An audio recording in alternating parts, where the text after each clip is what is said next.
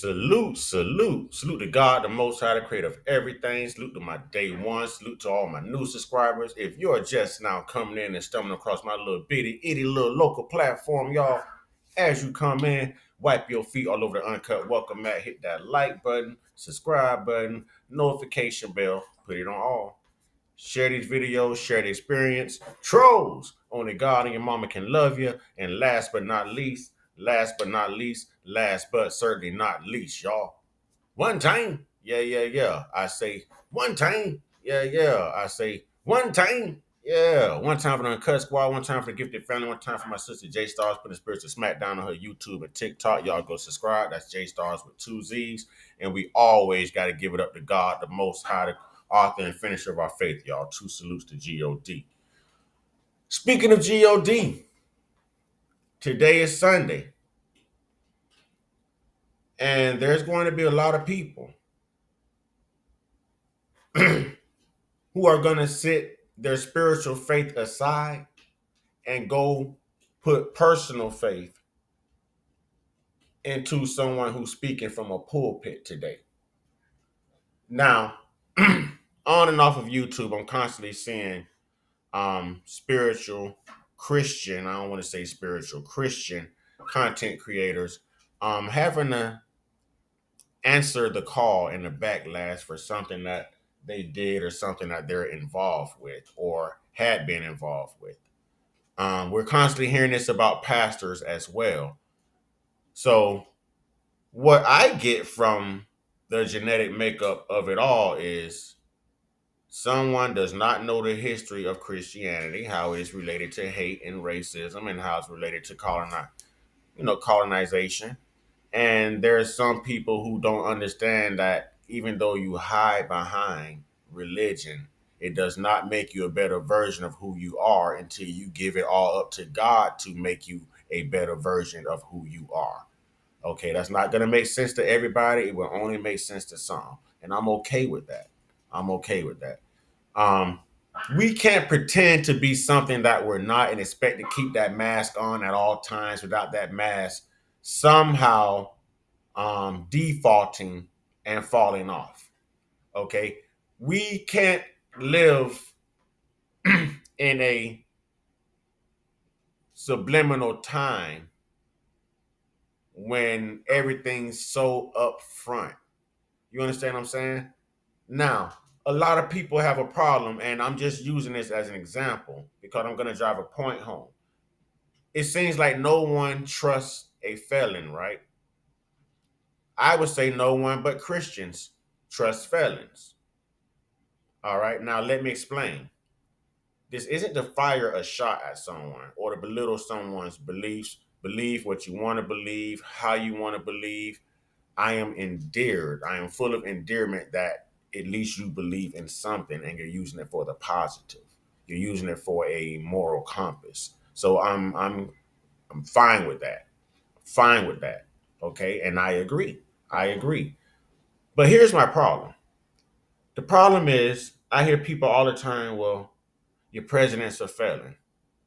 And they can't stand them. And it's their opinion, there's no right or wrong in that equation. Everyone's entitled to feel how they feel. But if you have a problem with a felon running your country, you don't have a problem with the felon controlling your faith. If you have a problem with the tariffs that a felon president can put on different imports and exports throughout this country, different foods, products, and things like this, and you're not happy about that, then how are you happy about paying non-profitable, tithing and offerings to someone who's in the private sector, who's protected from even having to pay taxes on the money that you're giving them? How does this strengthen your faith? How does this make you a better person than who you were before you showed up? Ladies and gentlemen, there is a God within you. Ladies and gentlemen, you don't have to find faith. You don't have to find confidence. You're born with it. You're born with it. Now, whether you tap into it or not, that's a whole different subject. That's a whole different subject matter. But are you born with the genetic gene of faith, of fear, of obedience? Yes, that's the God in you. You know, that's what tells you, hey man, you shouldn't do this. That's wrong. Or, hey man, if you do this, then such and such can happen. It's gonna make you look bad. See, one thing about me is I'm never going to get on this internet and not tell you who I am, and that is why I tell people I'm not Christian. I'm spiritual. You know what that means? That means that I am not perfect. That means that my past is not flawless. That means that God is still working on me. And in the midst of God working on me, I'm also working on me. I'm also working on me.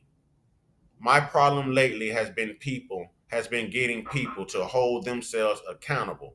Don't blame it on Satan. Don't blame it on Satan. Blame it on you. Because when that judge sentences you and you sit there and you say the devil made me do it, he's not sentencing Satan. He's sentencing you, which means in my belief system, I need to hold myself accountable for my decisions, for my actions. You understand what I'm saying? I'm not going to use something for an excuse. I'm going to use me as the example. I'm not going to use anything as an excuse. I'm going to use me as the example. The only way to be a better version of you before you close your eyes is to make up your mind to allow God to make you the better version of you. And that's not going to come through a book. It's not going to come through listening to a felon or a non-felon or someone who ain't never saw heaven, death, or hell themselves telling you what it's like. There's books that they're not going to touch on. There's subjects they're not going to preach on. But one thing they are going to do is take your money. Do y'all know how easy it is to start a church? That should be a felon's favorite dream, to start a church. That's easy money, y'all. That's easy money. That's easy money. But because you're putting your faith in man does not mean you're executing your faith in your higher power. Let me give you that one more time. Because you are choosing to exercise your faith in man does not mean that you are executing your faith in the most high, your higher power, ladies and gentlemen.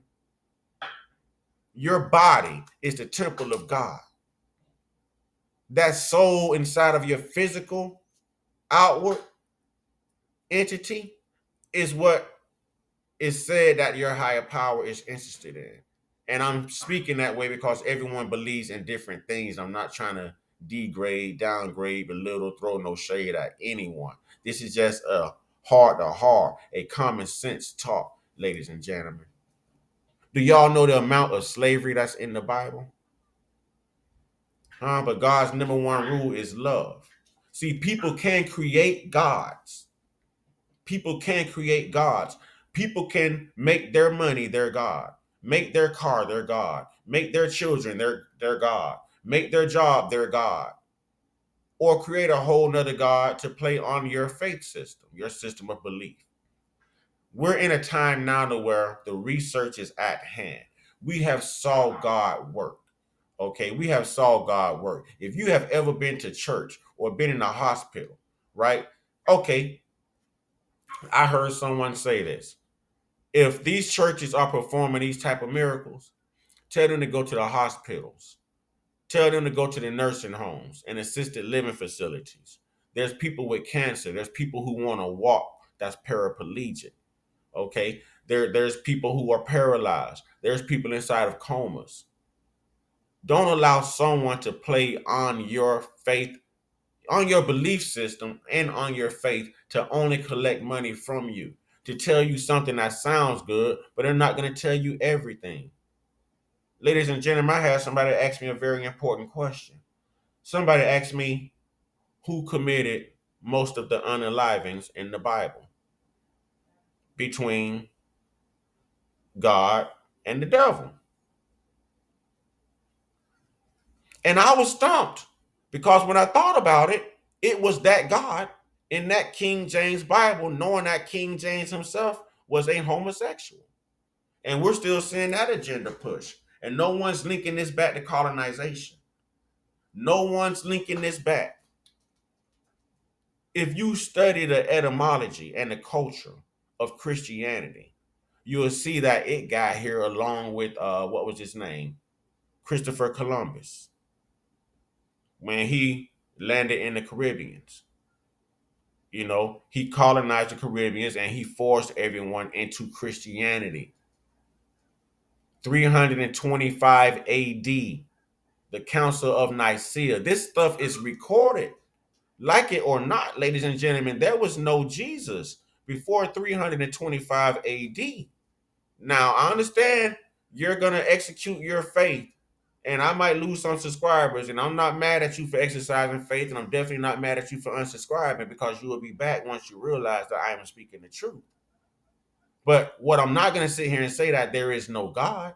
I'm not going to tell you that God didn't carry us through. I'm not going to tell you that maybe Jesus could have been someone else before 325 AD. We don't know. I'm still doing the research myself. Serapis, Christos, Constantine, this stuff goes all the way back to the Roman Catholic Church. You can argue, you could tell someone that Jesus was born into Catholicism, and they will argue with you when his genealogy, his lineage, obviously comes from the Catholic Church. Comes from the Catholic Church. In Rome, in Russia, in different places, there's recordings, pictures of Virgin Mary, baby Jesus, and God. And these pictures are black, y'all. These pictures are black. Black people, we are sun gods. We are people of the sun. Of the sun. Every time you see a picture of Jesus, he is blocking the sun's rays. Nothing grows or prospers without the sun. SUN. Nothing. The world being a cold, non-vegetative state, we would not produce anything without the sun. And somehow the sun got changed to the sun. SON. Ladies and gentlemen, we have to be careful what we believe. And we really have to get rid of the fear factor. Don't allow someone to tell you that you can't doubt, you can't ask questions. Well, where does higher learning come from? Did you not ask your college professor questions? Did you not ask your mother and your father questions? Did you not ask your teacher questions? So you can ask questions. The Bible does say, study to show thyself approval. And I'm going to study to show myself approval. The Bible is a great moral compass of guidance, but it's also a recorded history of what we've been through. Slavery. Slavery. I think someone took the real God out and put their God in. Someone took the real God out and put their God in. Think about how many children were sacrificed and slaughtered in the Bible. Think about how women are looked upon in the Bible. Okay? Think about the do's and the don'ts, right down to you can't have long hair. Well, why does it grow? What barbershop was open back then?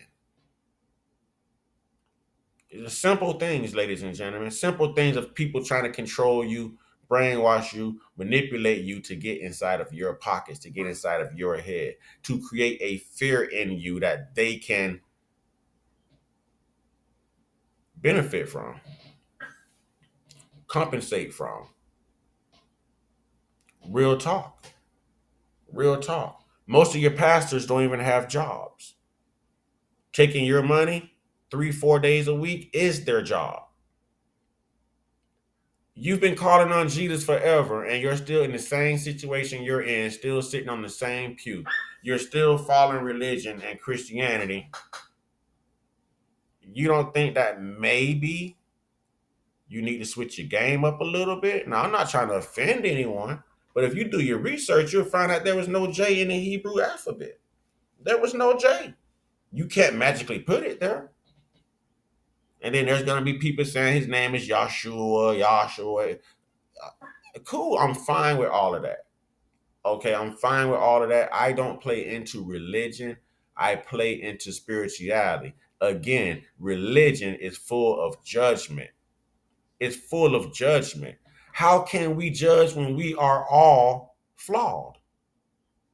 How can we judge when we all have a past? How can we judge when we were all created? How can we judge when we all have made bad decisions? How can we judge when we all have to be held accountable for the iniquity we created for ourselves within our lives and the lives of other people?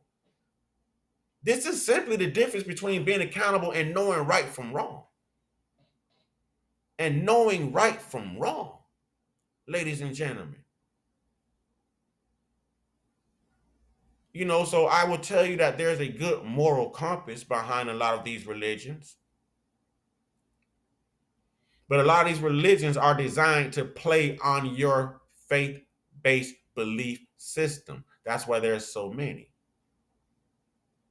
That's why there's so many. You can't even say Merry Christmas anymore because you're going to offend someone. You have to say Happy Holidays. Everyone's going to argue over the Bible. They're going to argue over the Torah. They're going to argue over the Quran. They're going to argue religion, period. But what no one can argue is spirituality. And every sacred book that I just named complements your spirituality, ladies and gentlemen. It plays on your faith and it calls out spirituality. Even God himself says, worship me in spirit and in truth and in spirit. It didn't say show up 3-4 times a day to worship a man who's well dressed, who thinks he's God, who thinks that he's a prophecy, who thinks that he's a healer, who thinks that he does not have to answer, he or she have to answer for their own wickedness. Now, outside of the church, we'll call this karma, right? We'll call this karma. When you send bad energy out in the world, you get bad energy back, right? It should be considered the same thing in church. And you know why people are still suffering? That's their karma. Even these churchgoers, because a lot of these churchgoers are getting out of church and they're still doing drugs. They're still abusing their kids. They're still drinking. They're still living off the system. If they were thieves, they're still stealing. Nothing's changed. You just went to church for a couple hours to make yourself feel like what you were doing was okay and you've asked for forgiveness. Let me ask you a question. Have you forgiven yourself? If you forgive yourself and you go to your father and ask for forgiveness, then why do you have to go in front of a man who won't even ask God forgiveness for taking your money?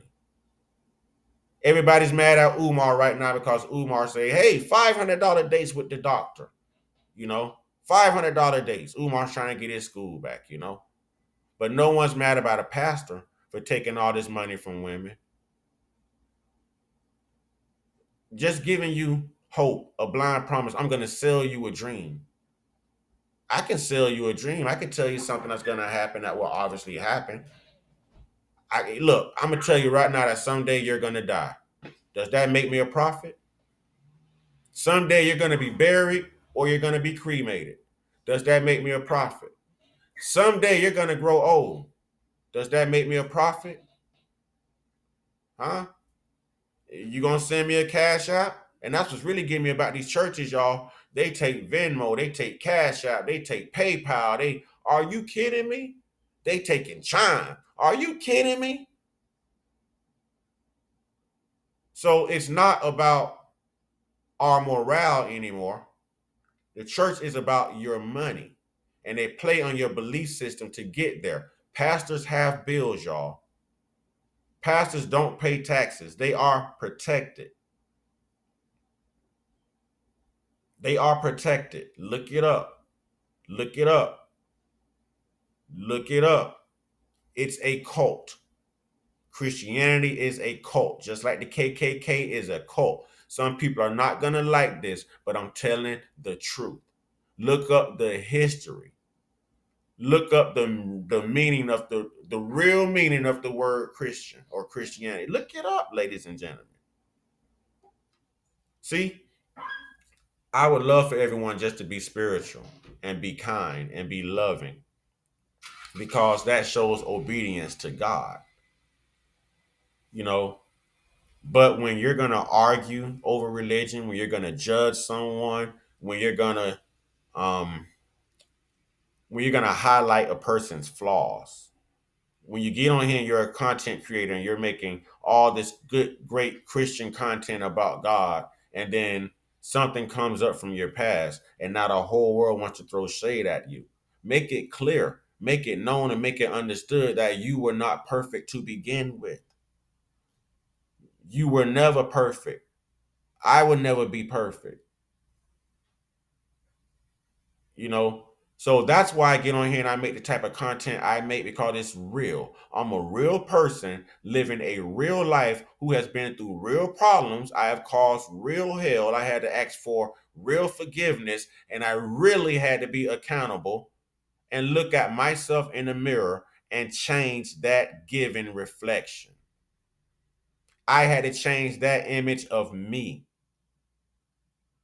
I'm not going to blame it on the devil. I give praise to the Most High, the God of my understanding, from bringing me through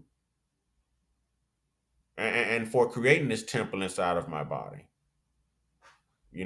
I give that praise to the Most High for taking me through the trenches and doing whatever it took to make me humble, to pacify that rage in me. All right, to exhaust it, y'all, to exhaust it. I didn't realize how great I was until I started to realize how great the God I serve really is.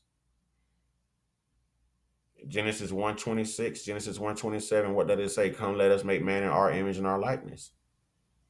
Real talk. Until you realize that you are a reflection of the God, the living God who resides in you, you're always going to be victimized by this church. You're always going to be victimized by the karma you create, the hypocrisy you walk in. Ladies and gentlemen, let's walk in integrity. Let's walk in common sense. Let's walk in spirituality. Let's walk in love. Let's walk in unification. Let's walk like we're conscious. Let's walk like we know better. Because then and only then will we do better. Okay? It doesn't take religion, it takes the God in you and spirituality. It takes you sometimes really putting the shoe on the other foot, giving someone that benefit of the doubt. I don't want to get on here and judge anyone of their downfalls or their hardships or their past life. You know why? Because that's your past life. Who you were then does not mean that you are that individual now. You know, God is good. And by God changing us into better individuals, by God humbling us, by God taking us through whatever He has to take us through as far as chastisement to get our attention, to make us a better person. I mean, that's testament alone that God is good, God is amazing.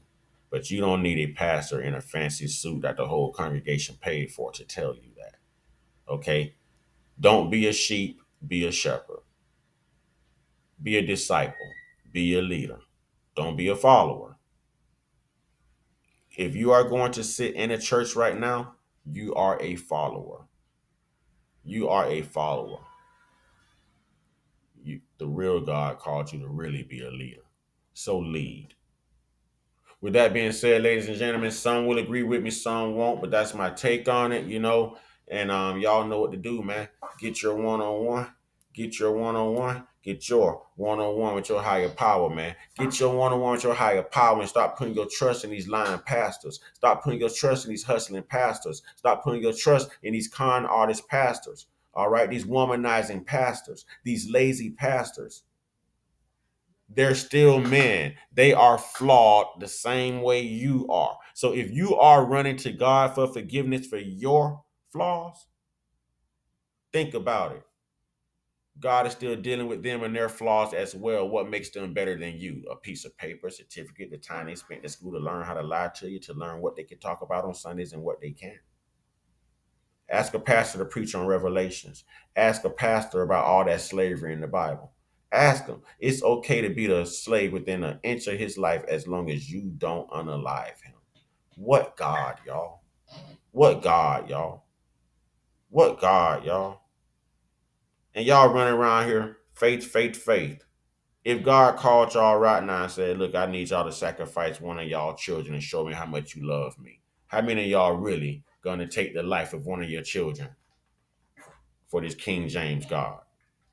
Let that roll in your head, man. Y'all stay prayed up, stay blessed up, stay meditated up, stay protected, stay real, stay conscious, stay uncut, be inspired, be great, be you.